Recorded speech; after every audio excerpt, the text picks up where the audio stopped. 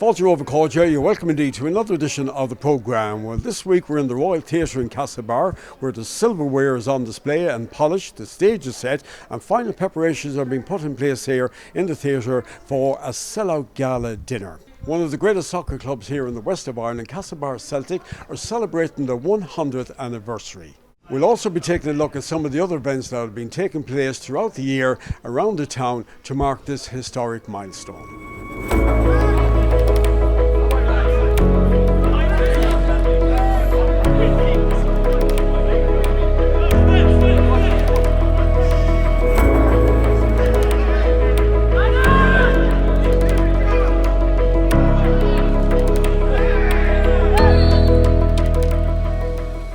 When I was doing the history of Mayo soccer back in 1996, I discovered that actually Castlebar had fielded a soccer team against a Sligo selection as far back as 1897. And we picked it up in the Connacht Telegraph. It was played in Swinford. Now the Connacht Telegraph at that stage was in its infancy. It was established in 1828. So we can detect that even a long time before soccer was set up on an established basis here in Castlebar, with Castlebar Celtic in 1924, there was still a huge interest in the game. Castlebar was a barracks town, a lot of British soldiers over the years, and they would have had a big influence in bringing the game. Obviously there was a lot of football played in the streets on an unorganised basis before then. The first soccer club, as far as Mayo was concerned, was Westport Town in 1910. A lot of players who played in Castlebar at that time would have gone over to Westport to play, of course.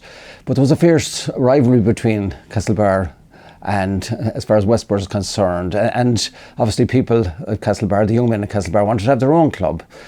And that happened in 1924. It was established on an organised basis, but there's evidence to suggest that the club didn't really play their first competitive game until nearly 12 years later. So it all kind of snowballed from there. And in fact, before the establishment of the club, a number of players played with Westport Town. They used to travel over every Sunday. So there wouldn't have been, of course, too many fixtures in those days, but when Castlebar Celtic became established, they obviously sought out other opponents in Westport, and they went down to Achill and other places, Ballina, Swinford, and it all developed over the years. But it was a long time coming as such. You've published a book some years ago about the whole history of soccer in Mayo, and Castlebar Celtic were well featured in it. You got a lot of documented material in it. I have absolutely. And what's the name of the book? I have a copy of it here, Henry. It's called Boots, Rules and Fantasy Free. I published it in 1996, and most of it was compiled as a result of research in the files here at the Connacht Telegraph. There was a great association between the paper and the development of soccer over many years, and particularly so as far as Castlebar Celtic was concerned. And I discovered that Castlebar Celtic and particularly Westport were integral to the early development of the sport. There's no question about that, and that rivalry still exists today, and it's integral to it keeps both clubs on their toes, so to speak. And it's the 100th anniversary this year, and you've published a very special supplement to mark that 100th anniversary as well. We were very proud in January last year to publish a 16-page supplement on the history of the club. It was a very enjoyable experience, and it was great to trace back all the great characters that have been involved in the club, and indeed those who had passed away, just to mention them and outline what their contribution was. And I think it went the supplement itself went down very well here in Castlebar, and we like to think it kind of kick-started the celebrations for the club, because they went on to have many other events during the course of the year, which culminated in a major gala event in the TF Royal Hotel.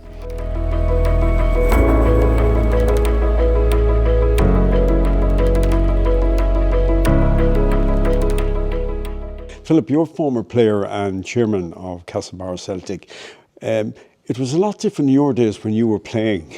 Yeah. Very basic facilities. Very, very, very basic. You turned up for your matches on Sunday. You togged out at the side of the pitch. No dressing rooms, no facilities. and no showers afterwards either. You just had to go home, or a lot of us didn't go home either. There was a lot of entertainment after the matches, so a lot of changes in football since I was playing back in the 70s and 80s. And you became actually chairman of the club when they opened the new facilities here in town. Yeah, we started to do a lot of work on the pitch in the 1980s. We spent upwards of 40,000 draining our pitch, getting the surfaces right. We had to play all our matches away from home, and for 2 years. But after that, in 1990, we opened our clubhouse, and we had the best and oldest club in the country came down, Shamrock Rovers, and the Castlebar boys beat them. So that was a great thing. The 11th of August 1990. So that's when we opened the clubhouse, and the club has just been going forward since then. Every few years there's been a few little additions. Well, we're here today to talk about this wonderful exhibition. I've had a look around here in the County Library. It's absolutely an amazing collection. Obviously, it's taken some time to put that together. Yeah, well, maybe 18 months ago, the committee got together and we started planning for our Centenary year. And we started with the St. Patrick's Day parade, and there was golf outings and lots of other events, and we had 100 pictures for 100 years in the Linen Hall Arts Centre.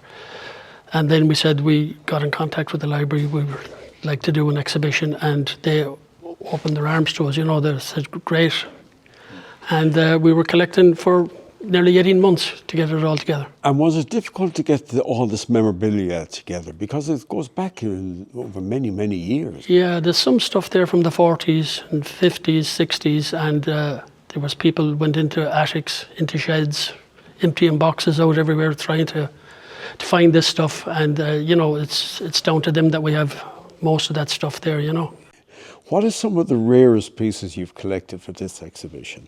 The rarest would be a 1947 Connacht Cup medal, winner's medal. It was the first time the club won any tournament of any time, and we have that little medal over there in the exhibition, and 1947.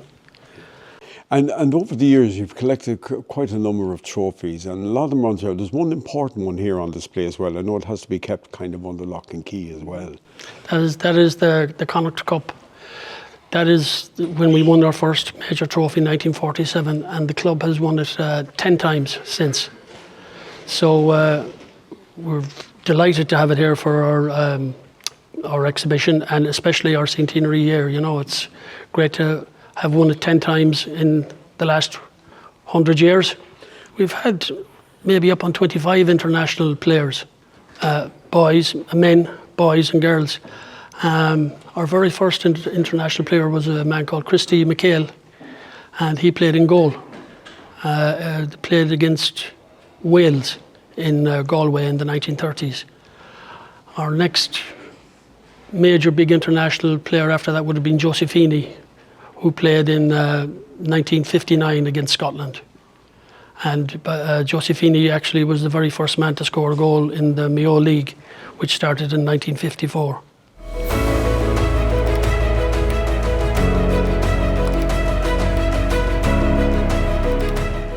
Pat, you're the treasurer of Castlebar Celtic, and you have been for a number of years. I'm sure you've had some sleepless nights over those years. I'm not great for dates, but I say approximately 15 years. Do you know what I mean? Yeah. Some trying times, I'll tell you now, but as I say, we've come out the fair end of it.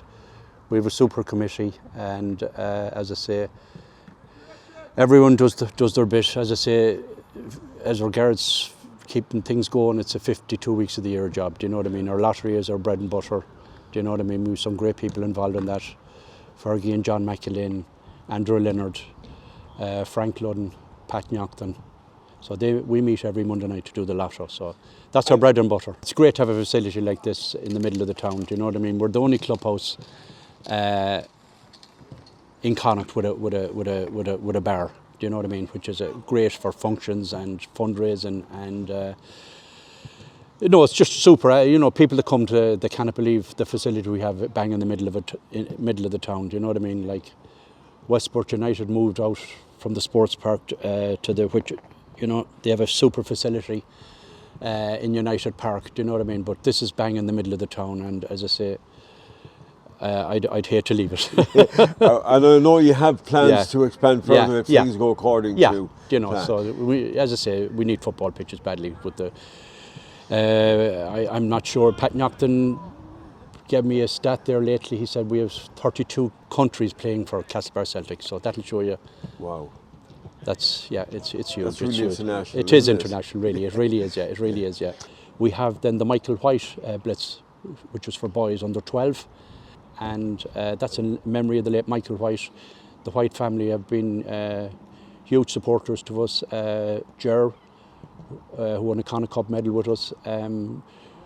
Greg, who is a former chairman, and Gordon, who played with us and who is one of our under 14 coaches at the moment. So they have a huge connection with the club over the years.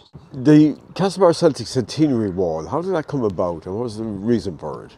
Well, the reason for it was just a memorial wall to probably celebrate the both present and deceased and former members of the club that might want to make a contribution to the club. So there's a huge, as I say, it's taking in all the 100 years there, really. You know, it's a lovely thing to have.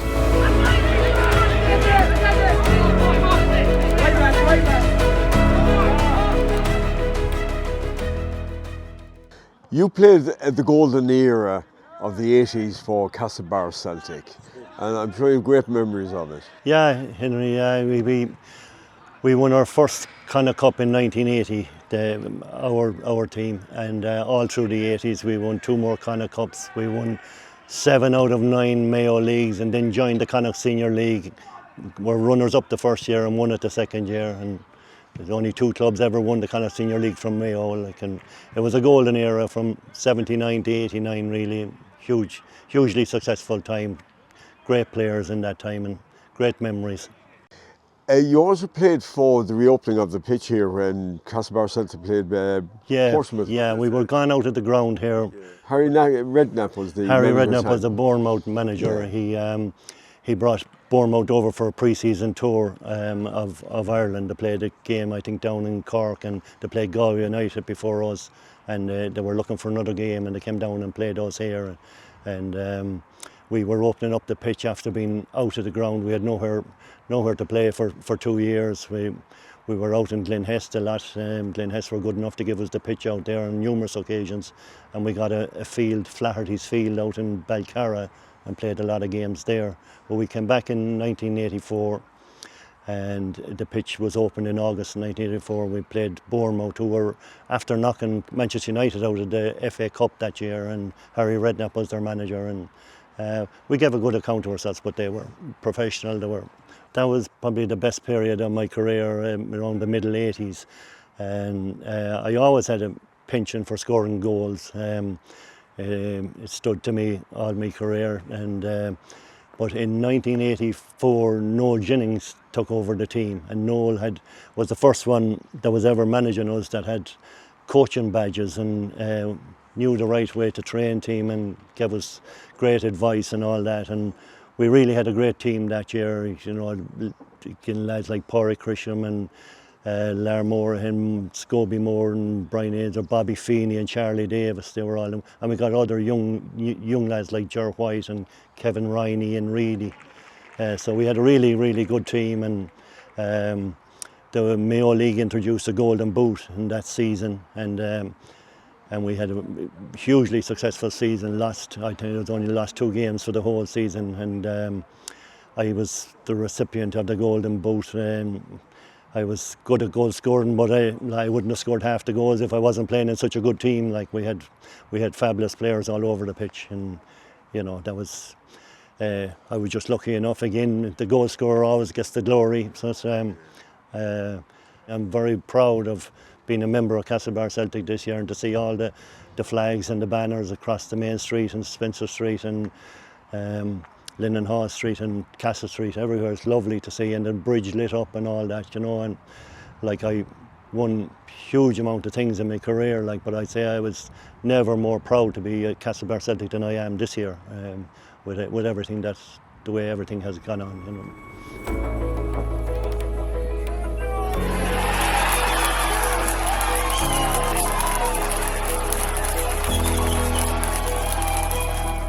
Well, you started here at the club at 10 years of age. What attracted you to the soccer, say, rather than the Gaelic? So I just really at 10 years of age, but under 8s, under 10s, we kind of, behind us here, that what the Ash turf is now, the new Ash Road, would have been a pitch, like it would have been a grass pitch, and I actually kind of seen a picture during the week where there was none of this, like it was just the swimming pool. Dugouts, what are here, they were kind of over here sunk into the ground, and I was trying to think, was the clubhouse even there, like back then, like even with like the younger gang now that are in with us, they wouldn't remember any of that. Like obviously it would have been like Dad or whoever that would have tracked me into Celtic. I think he played a small bit with Celtic, even though he's kind of predominantly Ga. But yeah, they're like friends, family, you know, kind of just in here, and when you see the buzz around it, like it's hard. Like even now I've the young fella there, like we're gonna, like he's there in mini hoops, which is a massive thing. Like that's there a few years now, so he's like 4. So like back then we'd only kind of under 8s, under 10s, and like back then when it was me with Dad, Harry does be up with the games and he'll tell me Stefan's number 1 and Jordan's number 9 and he gets the goals, and so it's kind of similar enough story there, like true family and kind of community based kind of stuff. Yeah, you hold Connacht Cup medals for all ages, including senior as well. It's some achievement. Yeah, something I'd hold close to my heart now. Kind of got to finish it out this year, winning the Connacht Cup. We were lucky enough growing up that we were successful with the group of players we had. We would have had like the likes of your Pa Fitz, obviously, Dougie. Davy Joyce was in there for a while. Tom King growing up, I think he left. Dave Joyce and Tom obviously would have went abroad into England. But like we were lucky enough with the kind of calibre of players we had.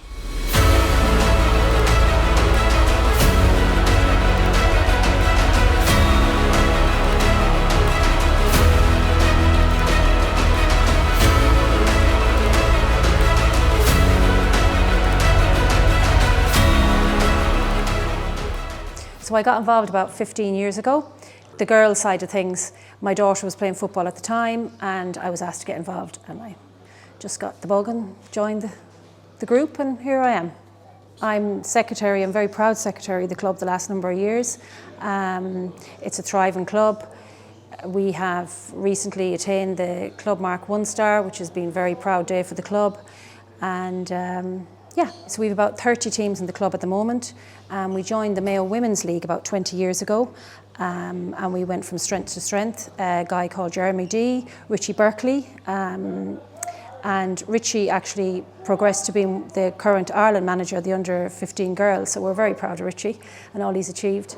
And we also have, we run the Disney Playmakers, which is a free programme for girls with the FAI, and we have the football nursery as well that we started a number of years ago, and that's for boys and girls from 4 to 6 year olds to try to encourage them to get involved in the game. Huge amount of teams, huge amount of work, but so rewarding. When you see the boys and girls progress up through the different teams, and we have guys now on our senior team that actually started in our academy, so you know it's working. I suppose we're the only club in the country that have won both a WFAI Cup and an FAI Cup at under 18. I suppose a proud day for me personally was when the Women's National League team played in the Aviva. Of course the score didn't go our way, but it was very proud to see your local club play in the biggest stadium in the country.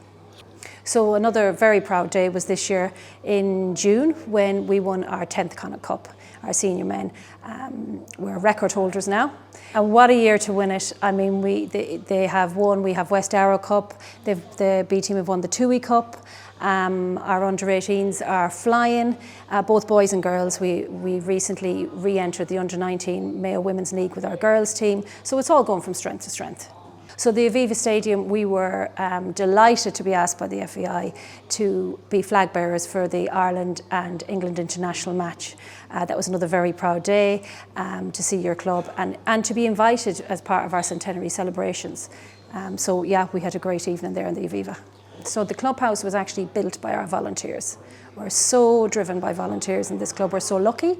And we opened the clubhouse in 1990 here.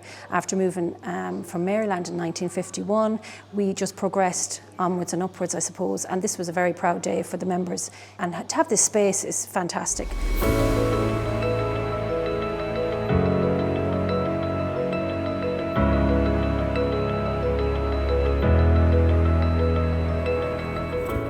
James, you're a former club chairman. You also set up the Castlebar Celtic Women's National League. Yeah, I was involved with Jeremy D at the time in 2011 when it was mooted by the FAI that we should put a team in, and we were delighted to do it at the time. It was glory days as far as I'm concerned when we got the Women's National League team in, you know. Went all over the country for, I think from 2012, which was the first season of the Women's National League, and we went on, I think, to 2018. And we had some good days and bad days, but it was a good thing to do, you know. There were times in the club's history when things were tight enough, especially in recessionary times for everybody. It's hard to get sponsorship then. And at that time, the people that were within the club really rallied to bring this club and keep this club afloat.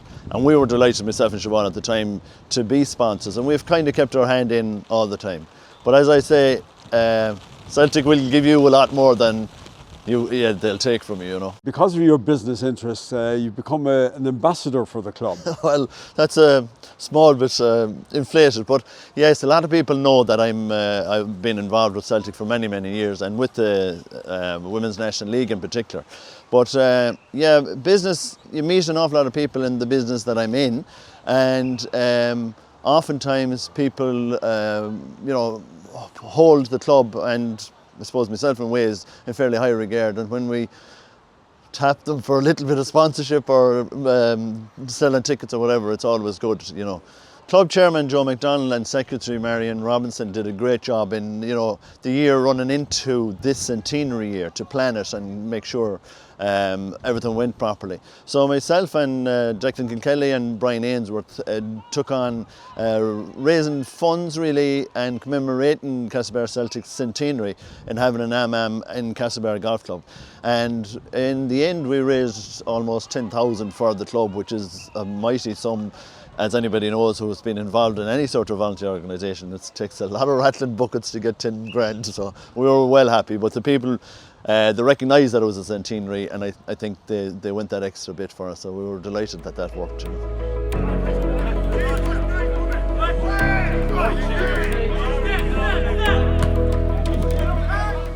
Our role would be to govern football for youths and amateur, which takes in players from 16 years of age all the way up to players of over 35s. Some of them will be playing still up into their mid-40s or that in the Masters League. So that's our basic role, to put on competition for that cohort of players. We'd have 25 clubs here in Mayo. We have over 30 teams playing across all the adult competitions. Then we'd have 5 divisions at under 17s, we've 4 divisions at under 18s, Masters and taking another 3 divisions. So we'd have over 2,500 players altogether playing football for us in the county. Definitely one of the oldest clubs, celebrating their 100 years this year. When you look at it, all the history that has gone on down through the years that the club has seen happen and whatnot, so it's a great achievement. So Club of the Year, it's adjudicated not only on what the players do on the pitch, but the way the club is ran in the background, the way the club will interact with the league, and the way that they're developing and progressing forward. So we adjudicated Castlebar Celtic as Club of the Year for the season of 2023. Don't forget to join us next week for part 2 of the Castlebar Celtic 100th anniversary celebrations, as we bring you highlights of the club's sellout gala dinner, which was held in the Royal Theatre, Castlebar.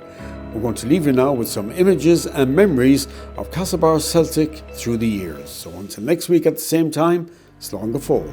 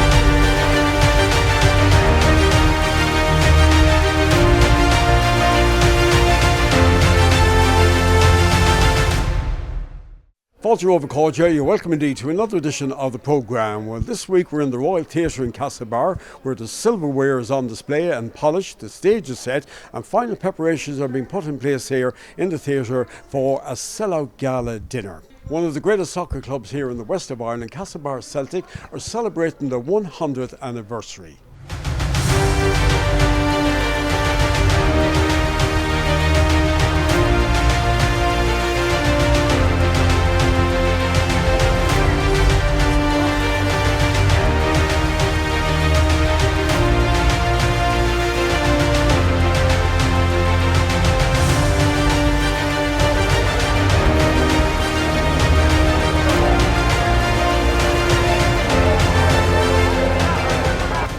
Joe, you have a long association with Castlebar Celtic, going back to, I think, 1950.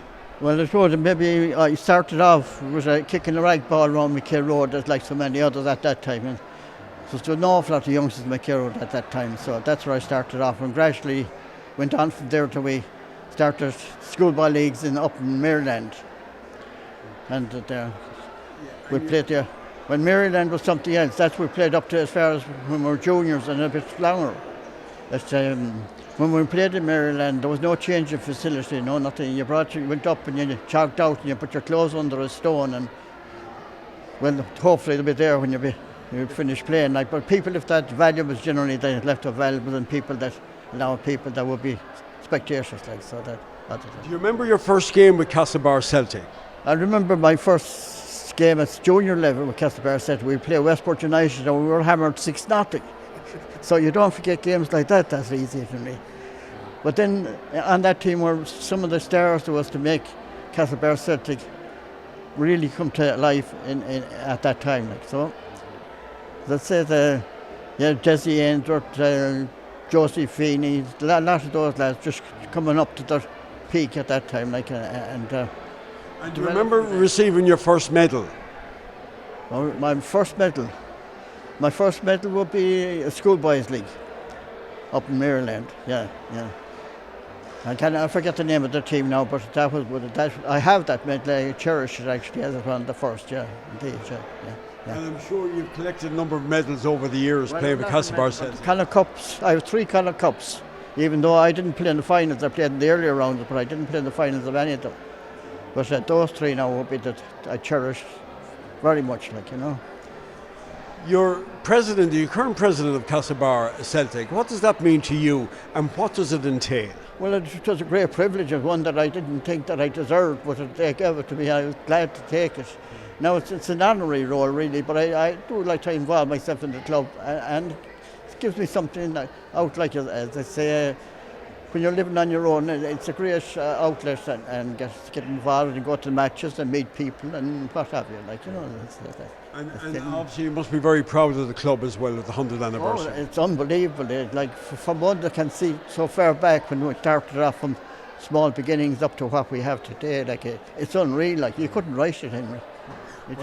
Congratulations. Thank you, Henry.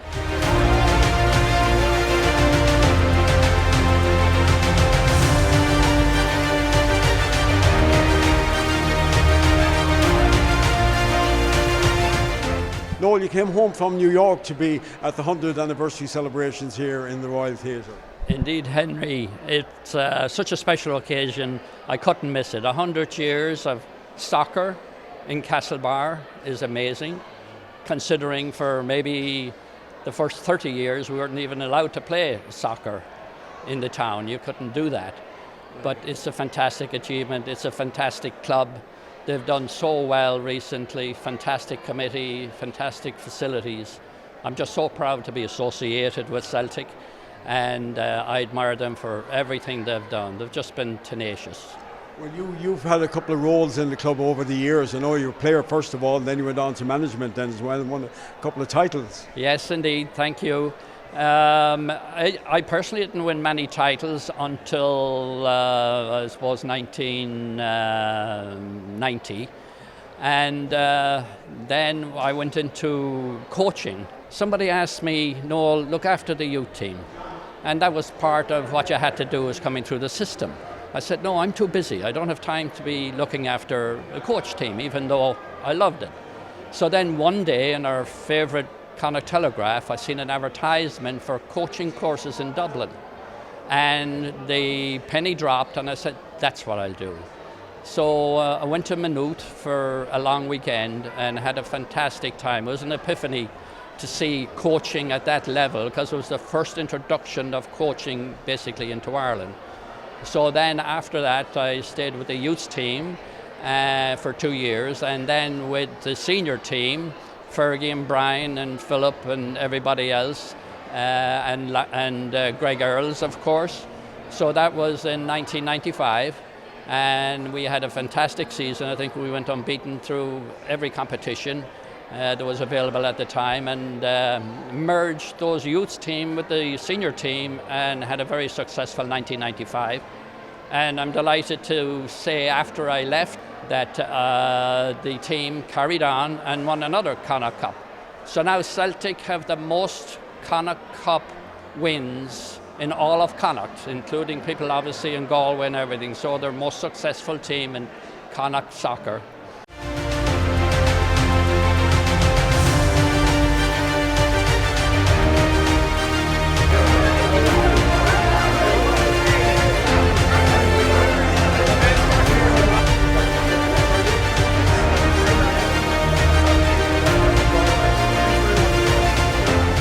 Jerry, you started the Castlebar Celtic Academy in Marion Row many years ago. Many years ago, back in the 80s, we had jumpers as goalposts or a stick or two.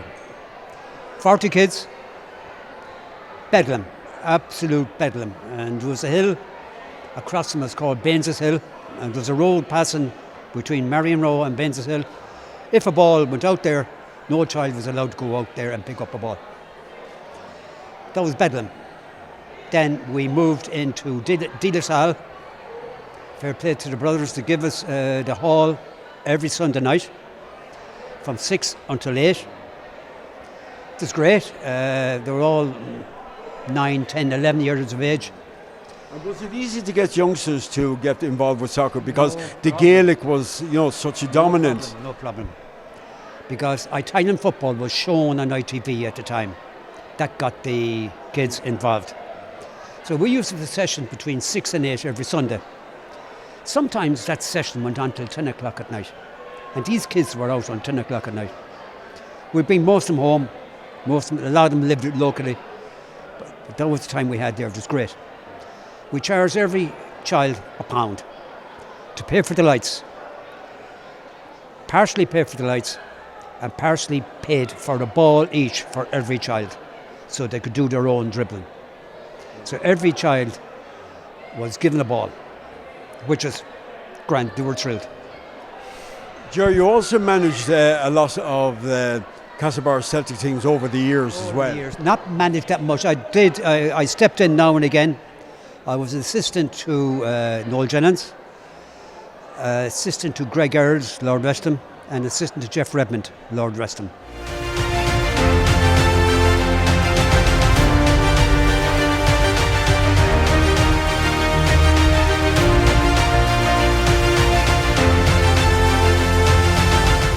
Pat, great to see you here in Castlebar. Still working hard with the FAI in Dublin? Yes, absolutely. Still doing my bit. It's great to be here in Castlebar.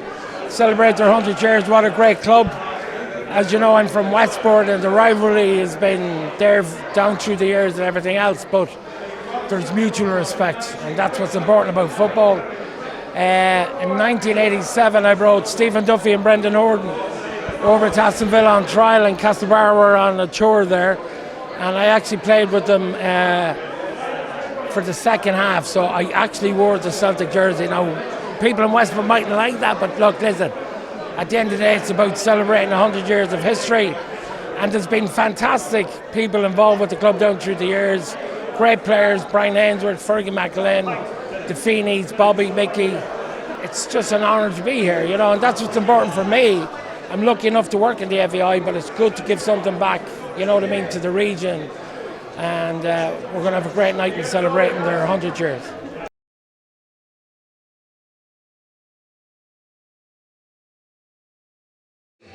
Ladies and gentlemen, please welcome our special guest, Celtic and Ireland legend, Paddy Bonner.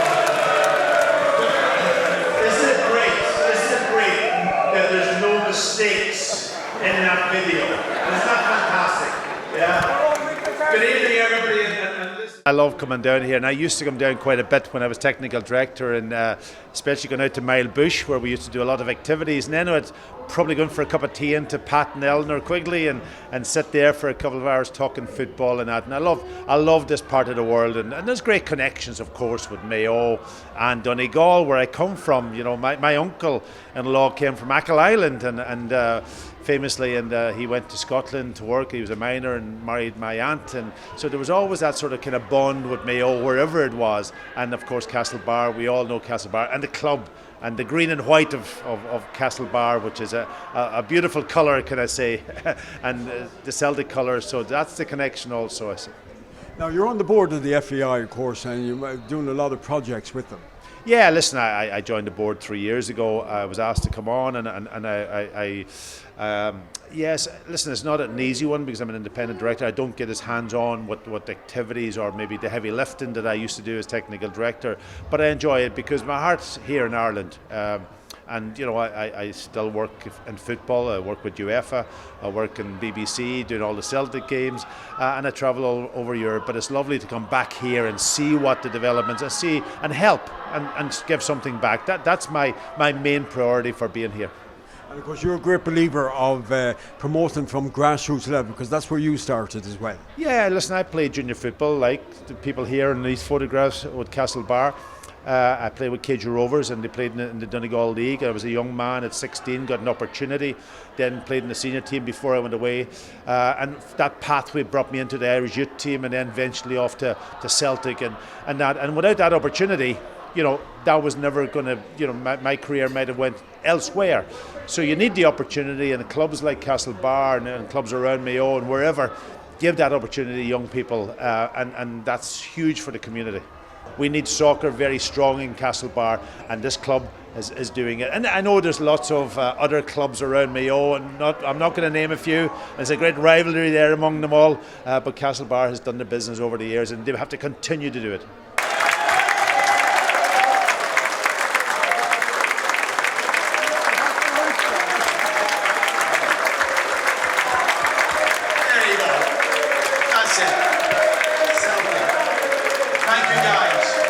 Dave, great to see you back in your hometown of Castlebar. You've taken up your role recently as acting CEO of the FAI. How is that going for you? Fantastic. To be honest, Henry, I spent my career overseas, and the opportunity to come back and fly my national flag for a change was too compelling. I think the potential for Irish football is there, and you know, to hold a position as CEO and be able to influence the direction of the game is something that I've coveted, and I'm immensely proud to have the opportunity to influence the future. What's your great experience coming from the FA in England as well? That's right, yeah. I suppose I kind of cut my teeth in the UK sports industry. Originally I was a management consultant with Deloitte, but ended up working in Olympics and Paralympics with London 2012, Sochi 2014, Rio 2016, and then got the opportunity to go and join the English FA, where I think over the 6 years that I was there, we had an amazing period where they probably had some of the best success they've had in recent decades. So to take that experience from, you know, one of the biggest national governing bodies in the world and bring it home was exactly what I felt I could offer. Of course, your young days, you played football yourself, soccer yourself, not necessarily for Castlebar Celtic, but for Civic. Yes, unfortunately. Well, I'm here celebrating Celtic tonight. When I was a young lad, I togged out with Snubber in the first days, but I think the reality is, you know, we're here to celebrate Castlebar Celtic, and if you reflect on the club, I now have the benefit of the perspective of seeing clubs across the country, and what they've built here is amazing. You know, within the FAI, we have a club standard called Club Mark. And if you reflect on Castlebar Celtic, they were one of the first clubs in the country to achieve the highest standard of governance, administration, and I think that's showing the benefits. You know, you look at the growth of the game here, and they've got a small plot of land within the city, within the town centre, and they're absolutely maximising the potential of it. And that's down to the community, the volunteers, the support network they have, and I'm really impressed with what they do here.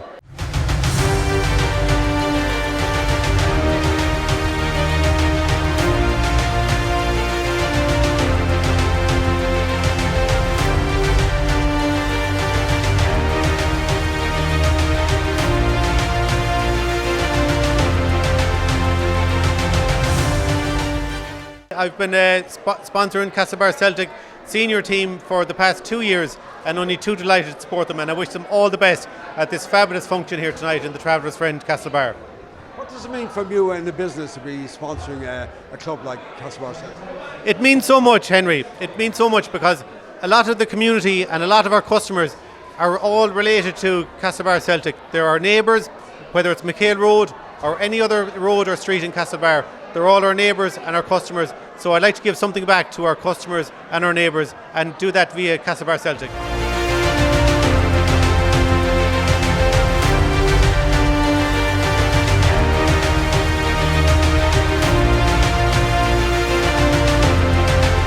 You're chairman of the Connacht FA, and you work closely with Castlebar Celtic over the years. Yeah, over many years, going back to the late 70s. My father preceded me as secretary of the Connacht FA as well, so back to Hughie McArtlin's time, and that's a long personal relationship and a long football relationship with the Castlebar Celtic. And how is Castlebar Celtic perceived in Connacht? I suppose you could describe them as one of the legendary clubs in the province, and the proof of it is here tonight, marking their centenary. But they've won so many Connacht Cups over the years. They've won my father's cup so many times over the years, Connacht Youth Cups and that, and contributed so many outstanding players and administrators like the late Pat Quigley and that. So a club with a lot to be proud of.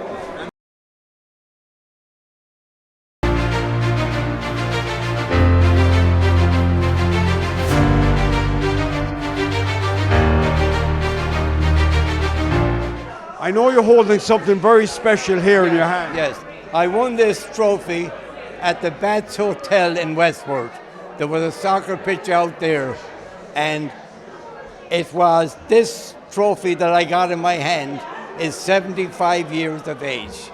And I went up to the library and I saw two of them like it, but they were painted silver and they had a little plaque down there, and I showed it to a couple of people. And they said to me, don't do nothing with it.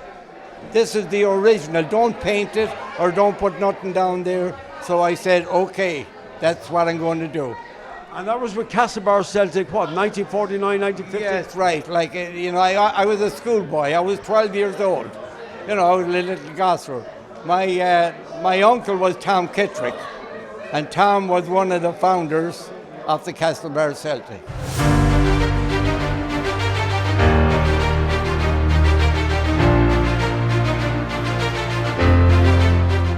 Joe, you took over as chairman of the club in 2018, and you had two specific projects you wanted to do. Yes, Henry, I suppose the first meeting we ever had, I suppose, was to get the two five-a-sides developed and get the main pitch lights back on.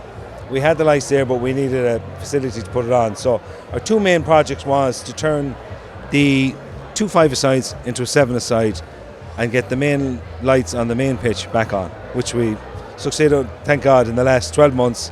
We have our new generator and we have our sparkling band 7-a-side pitch. So we got them. Of course, you come in at a time when the club was thinking about the 100th anniversary celebrations as well, coming up in 2024. Yes, of course. I suppose it was kind of talked about 18 months ago, and I suppose the small committee we have, we put a project together, and lucky enough we met David Carell at the FEI, and we showed him the project, and you know, here we are 18 months later. You know. And I know David spoke here at the sellout banquet here tonight, and were you encouraged with what he had to say to the audience? Absolutely. Look, David's a great fella. You know, he's a very approachable fella. You know, he's CEO of the FEI. He's a very high-powered. You know, he's in a very high position.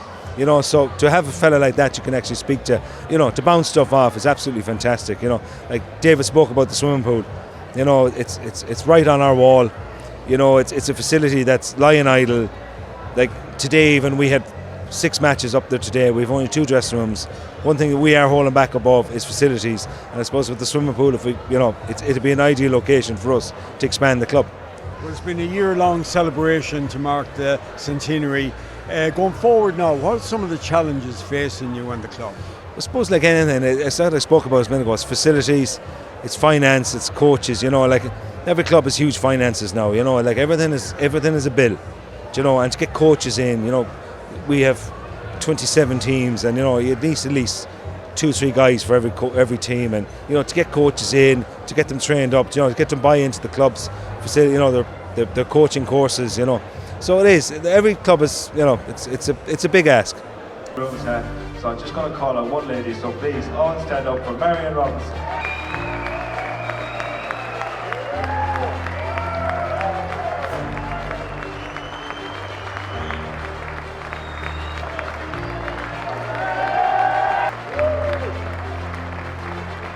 Your first involvement with Castlebar Celtic goes back to the 70s. Yeah, 1975 was the first game I played with Castlebar Celtic. Played Westport over in the sports park, bet them 2-0, I'm glad to say. We had great people involved then, Michael Crowley, Francis Collarden, Vinton Ryan, Ger White, Harry Jennings, Kevin Ryan, all these young lads. We were all there, all enthusiastic, and it was just a wonderful to be involved with a club like Castlebar Celtic at the time. And then you went on to get more involved on the administration side of it. Yeah, well, like a lot of people back in the 80s, we all emigrated, came back to Castlebar in the late 80s, and then I got involved then with the Celtic B team, and then I was asked to become involved with the committee, and I became secretary, and I was secretary for, I suppose, 15 years then, under some great, I suppose involved with some great people like the likes of Matty Taher, Charlie Davis, Sean Gavin was the chairperson then at the time, followed by Colm Hines, Greg White was there, Jerry Walsh, another great person that was involved with the club. So there was some huge people involved, like Fergie McLean was there. Fergie was always there in the background anyway, and it was such a great. These people were great people, it's been a huge journey. Castlebar, like we say, it's a big thing. Anyone involved in any club, be it Gaelic, rugby, or football. Look, we're all, it's a passion of ours. You cannot be involved with Castlebar Celtic without being passionate about the club. And it's just been wonderful to be involved.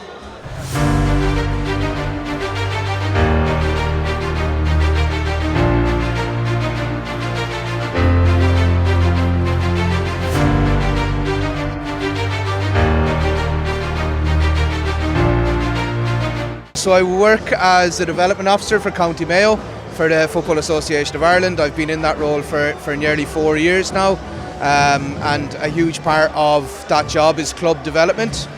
So that gives me an opportunity to be very close to the club here in Celtic, as well as the other 28 clubs that do phenomenal work across Mayo, across player development, coach development, but also participation and retention within football clubs across the county, giving young people and every age, boys and girls, men and women, the opportunity to play.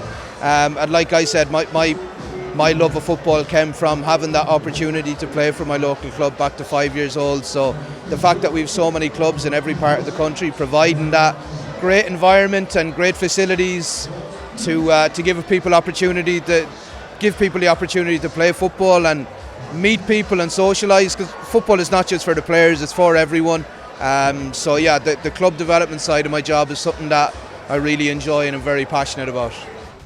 Well, certainly a great night of celebrations in the Royal Theatre Castlebar, a night that will be remembered for many years to come. Well, the centenary year certainly ended on a high, with the club being awarded a civic reception by Mayo County Council. A civic reception is the most significant honour that this local authority can present to an individual, group or company who have achieved success or brought pride and honour to our great county. It is fantastic to honour Celtic in its 100th year here in Castlebar, and to just see the silverware in here today, it's testament to what this club has achieved and will continue to achieve. You have my full support and the full support of my 7 colleagues. And thank you for everything you do for our community. To be called to a civic reception for me personally, and I know on behalf of the club, this is a fabulous honour, guys, and it means so much to us in the club.